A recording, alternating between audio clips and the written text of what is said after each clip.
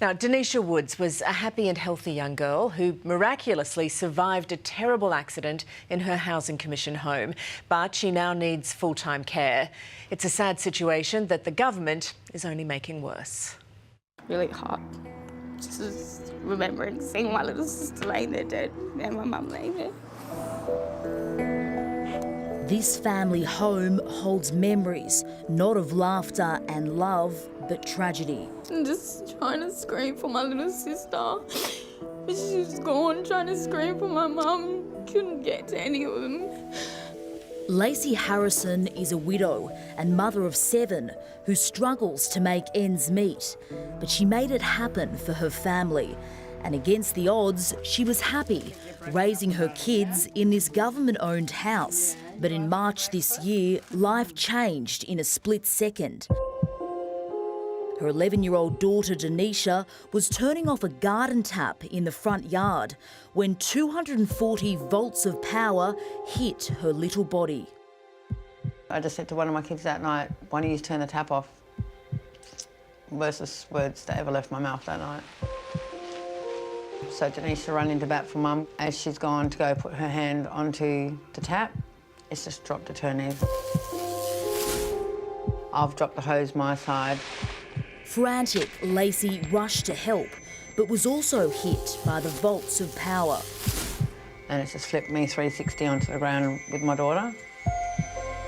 Both were thrown onto the front lawn, where they lay for 15 minutes, helpless, struggling to breathe, little Denishar barely alive, until someone finally arrived to turn off the power.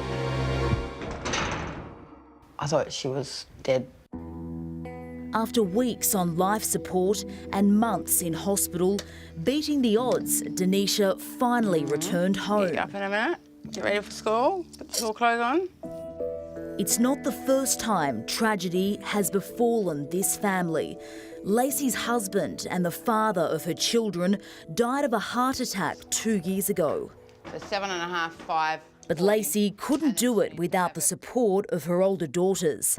Jeanette is making the beds and making the lunches. Anita is preparing breakfast, while Jalen and Mason have some time out playing games. At the centre of all of this, in her wheelchair, is Denishar, once a normal Year 6 student immersed in the daily morning chaos with her brothers and sisters. Didn't say good morning to Alex. Good morning, Denishar. She's unable to walk, talk or feed herself. Other foot. I need chips and that as well. Give me the key. Thank you. Yeah. So is this what you have to do every single day? Every morning. Sweating, rushed.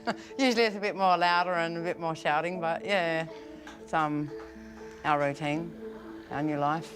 As part of that new life, every morning Anita prepares a cocktail of prescription medication designed to prevent her sister from having seizures. A permanent daily reminder of the split-second surge of electricity that changed everything. She has 5 mils of Diaz, 7.5 mils of her seizure medication and 40 mils of Movicol. So you know all of this. You've had to learn all about this, haven't you? Yeah, it was hard first off, but I got used to it within the first couple of days. It's a lot of responsibility. She must be so proud of you. Yeah, I think she is. Right there, you boys. Denishar's got to get in first. Then Anita and her 6 brothers and sisters head out the door and make their way to school, where Denishar, once a cheeky and bright student, is now known as a special needs child. How are you today, honey? You ready for school?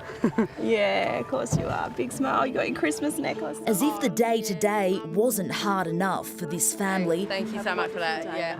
What makes their situation even harder to accept is that it's likely it could have been prevented. Had you reported problems with the tap prior to this happening? It wasn't so much the tap, it was the electrical burning smell up in my roof cavities. I'd reported that, yes, to Homes West. There was a few different times where I think my old son-in-law, he touched a tap and he felt a tingle. But at that stage, we were unaware. From the word go, it seems it's been hard to get the government to come to the table. It's their home, their responsibility, but the family feels they've been brushed aside. Repeatedly, settlement talks have been stalled, and only now is the government talking about a resolution. The family can only hope they'll be treated fairly. Minister, can I ask, is this family going to be treated fairly? Well, absolutely. I'm responsible for them and I take that responsibility seriously. Hence things like the active grace payments and making sure we stand ready for any reasonable request that they would like to give us. How does it feel coming back here?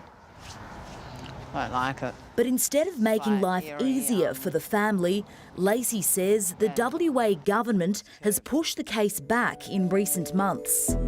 A report into the incident was promised in May, then June, then July. And now they can only hope that they follow through on their latest pledge to release the report in the new year. It's only then, when they know for sure what went wrong, the family can claim compensation. The figure is expected to be more than $10 million.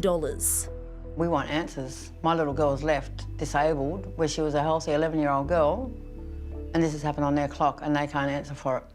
It's kind of sad. Regardless of any financial help, the electrical work in a government-owned house has devastated this family, a struggle that will go on long after a settlement has been reached. It's a quality of life that is just an existence. It's not fun, it's not living, it's not anything that my children should be going through. The West Australian Government is expected to make an announcement on further financial support for Denishar in coming days.